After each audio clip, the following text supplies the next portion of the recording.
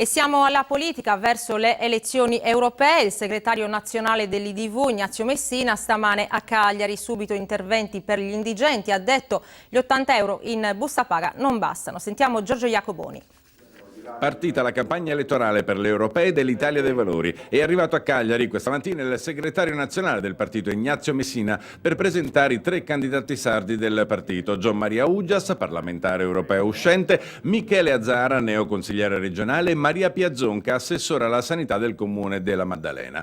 2 uomini e una donna, nel rispetto della percentuale di genere, per un lavoro di squadra che consentirà all'elettore di scrivere tutte e 3 le preferenze consentite e cercare di portare più di un parlamentare sardo a Strasburgo. Con lo slogan "Europei e non tedeschi", il segretario nazionale è convinto di superare lo sbarramento del 4%, anzi scommette su un risultato del 4,2%. Il nostro Paese ha bisogno di legalità e la questione morale è ancora oggi al centro dell'attenzione. È il nostro DNA ed è proprio da quello che noi ripartiamo le nostre battaglie, che si sono concretizzate però in scelte straordinarie. Noi siamo quelli del no al nucleare, per intenderci, una tutela dell'ambiente forte, perché è da lì che bisogna ripartire nel nostro Paese.